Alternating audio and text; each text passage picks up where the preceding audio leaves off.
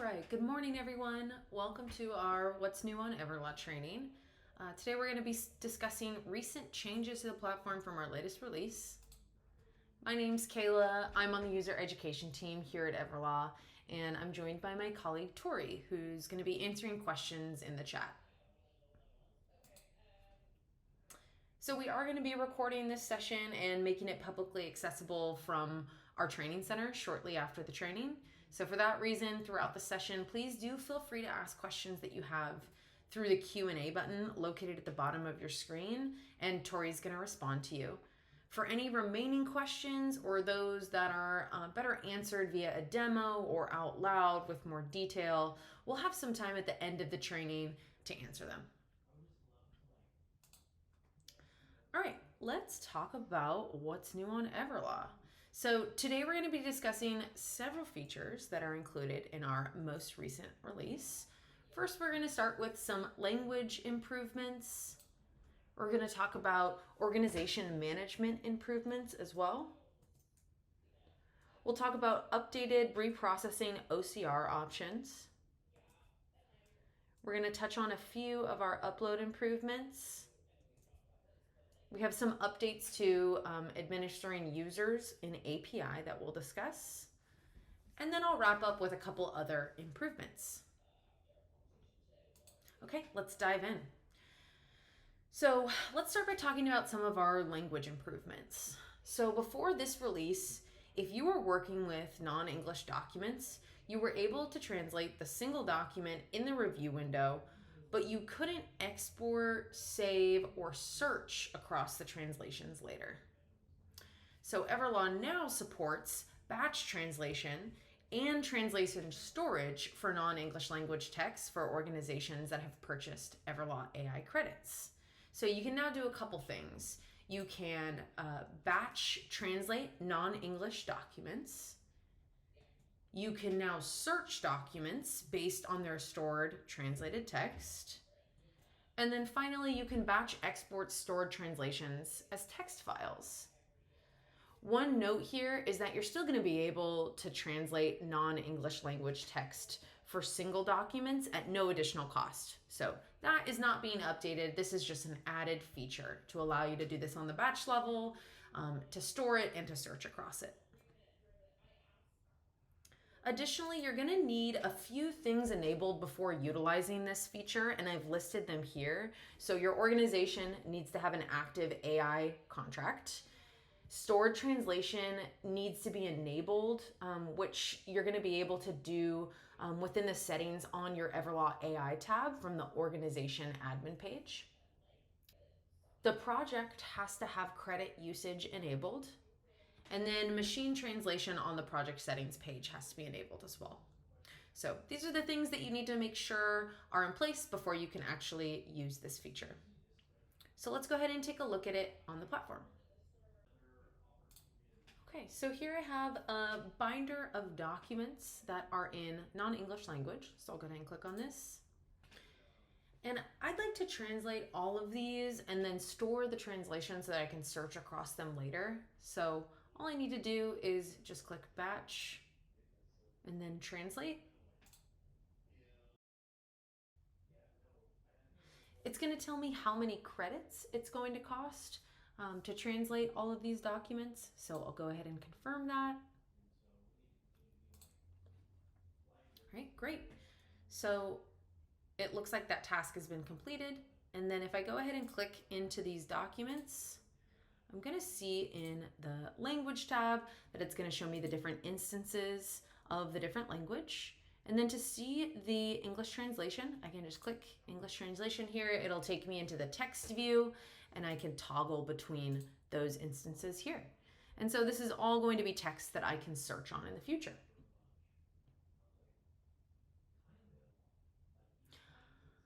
I'm also able to export the translated version of the document.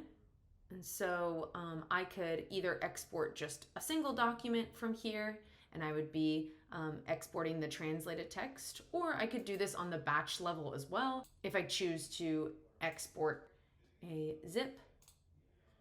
And then I can also choose to include text files of document translations right here.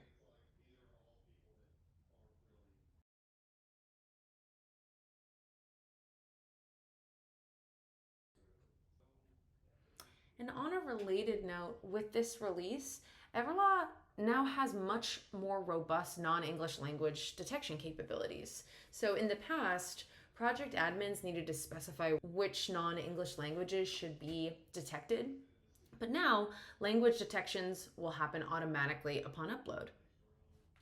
And the language search term is going to list all languages detected in your data set, as you can see here. Okay, next let's talk about our updates to organization management on Everlaw. So for our clients on an annual subscription, you can create your own databases that live within your organization. And org admins are going to be in charge of managing all of the databases across their org. So that means that they're typically responsible for administering and managing all of the users with access to their Everlaw data.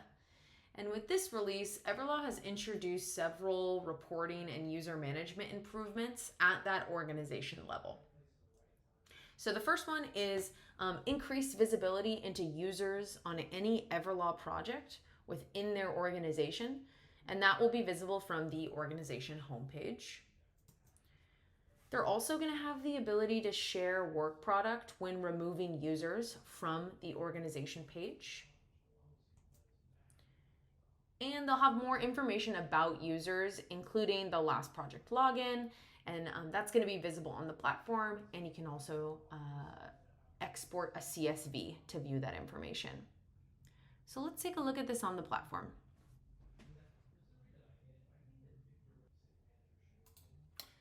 Okay, so here we are on the org admin page, and here I can see all of the databases in my org.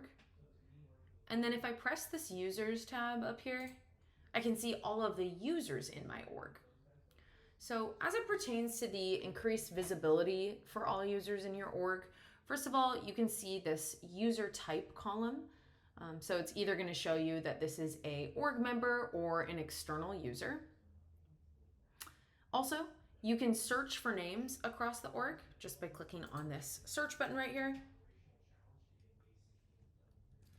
And you now have the ability to share work product from the OA user page as well. So that means that if I were to remove a user, now I can choose to share all of their objects with administrators.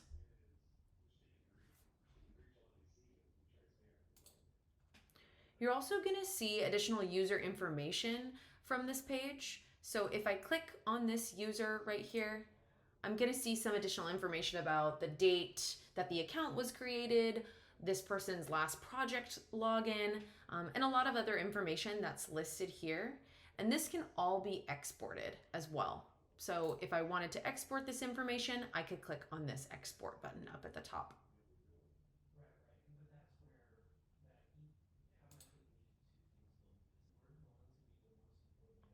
Okay, so next, let's talk about our updates to reprocessing OCR options. So first of all, database admins can now choose to force OCR for PDFs and images. And previously, this tool was only available to organization admins. Additionally, database admins and organization admins are now going to be able to flatten and force OCR for PDFs. And I will note here that when you choose to flatten and force OCR for PDFs during reprocessing, Everlaw is going to ignore the existence of embedded text and replace the PDF text with the OCR results. So in this case, flattening is technically destructive to the documents because it's going to be merging all of the layers in the PDF. So this can be permanent, so please do so with caution. And if you flatten and force OCRing documents, this may lead to an increased billable size.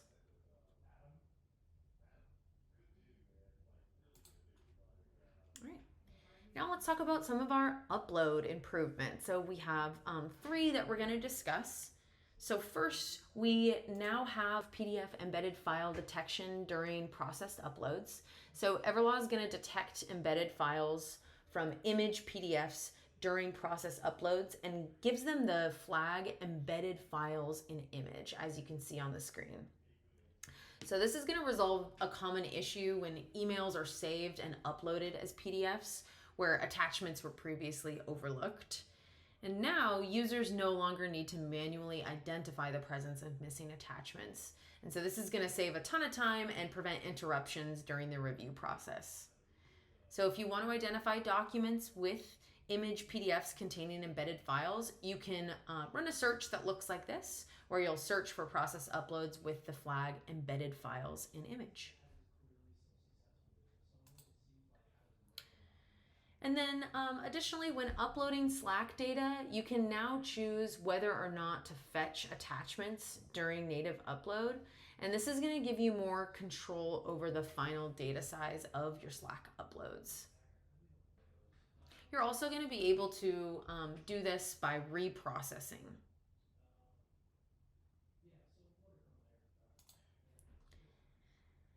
And then finally, when uploading native chat data, the uploader used to automatically break up chat segments by 24-hour periods, but you now are going to have the option to either split your conversation by number of messages, or you can split conversations into daily segments.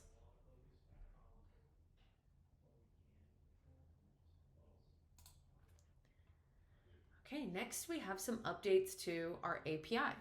So for those of you who are unfamiliar with API, API sends and receives information from other software. For example, people who use Everlaw might use our API to pull the billable size of their database to a custom program of their choice. So the update with this release is going to allow users of Everlaw API to administer users at the project, database, and org level.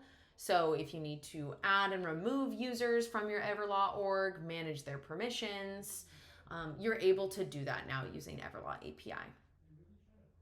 So if you'd like to learn more about Everlaw API, you can click on the link that Tori is going to be sending out in the chat in just a moment.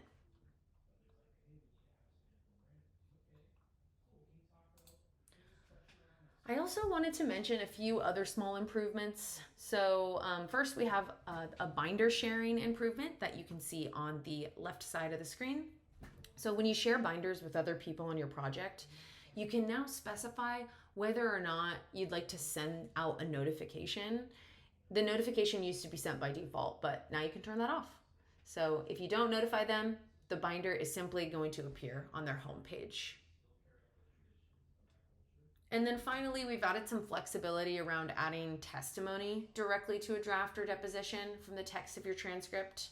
So when you're in a deposition transcript and you highlight text and promote it to testimony, you're going to see an option to add it directly to a deposition or draft from the references dropdown. So you can see that example right here on the right side of the screen.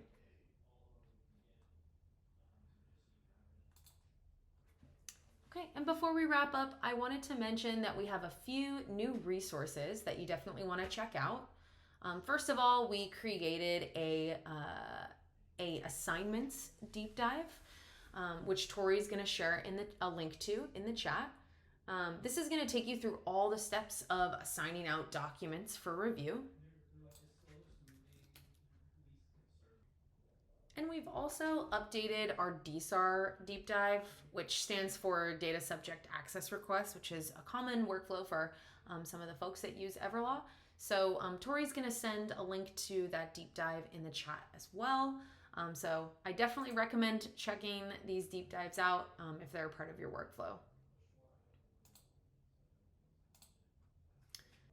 So Tori is going to share one last link in the chat, and that's a survey. We'd love to hear any feedback that you may have on this training and how we can improve going forward.